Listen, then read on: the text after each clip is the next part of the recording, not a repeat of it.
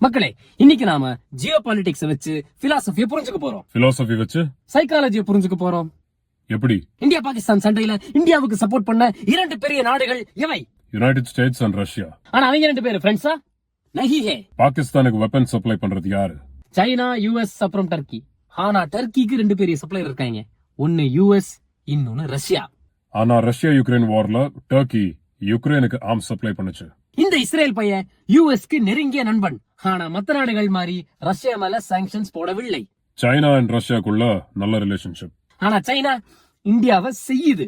இந்தியாவை சப்போர்ட் பண்றேன்னு சொன்ன யுஎஸ் பாகிஸ்தானுடைய ஐஎம்எஃப் பெயிலவுட்க்கும் லோன் சாங்ஷனுக்கும் ஓட் பண்ணிருக்கு. யாருக்கு ஏன் நண்பன் ஏன் எதிரின்ற விஷயத்தை கண்டே பிடிக்க முடியாது. மீடியா என்ன காட்டுது, சோசியல் மீடியால என்ன ஷேர் பண்ணப்படுது, அப்புறம் நம்ம லீடர்ஸ் என்ன நரேட்டிவ்ஸ் சொல்றாங்களோ. வெயிட், அந்த சொல்லுதல் இருந்தும் அந்த காட்டுதல் இருந்தும் உங்க மண்டைக்கு எட்டுனதுதான் உண்மை பொய். பிஸ்கெட், இந்த மெக்கானிசம் தெரிஞ்சுக்கிட்டு அவங்க நம்ம மண்டையை மேனிபுலேட் பண்ணலாம்ல. பண்ணாலும் தெரியாதுன்னு சொல்ல வரேன். அங்கதான் பிலாசபி ஆரம்பிக்குது. எப்படி? ஜான் புட்ரியார் என்ற French post modernist philosopher hyper ரியாலிட்டின்ற கான்செப்டை முன்வைக்கிறாரு. ஹைப்பர் ரியாலிட்டியை ஷார்ட்டா சொல்லணும்னா மேட்ரிக்ஸ் படத்தை இமேஜின் பண்ணிக்கங்க.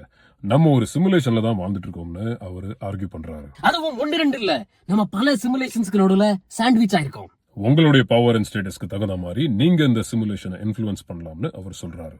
நீங்க உள்வாங்குற இன்ஃபர்மேஷன், அதாவது நியூஸ், மீடியா, கல்ச்சர், என்டர்டைன்மெண்ட், இதை வச்சுதான் உங்களை கண்ட்ரோல் பண்றாங்கன்னு புட்ரியார் சொல்றாரு.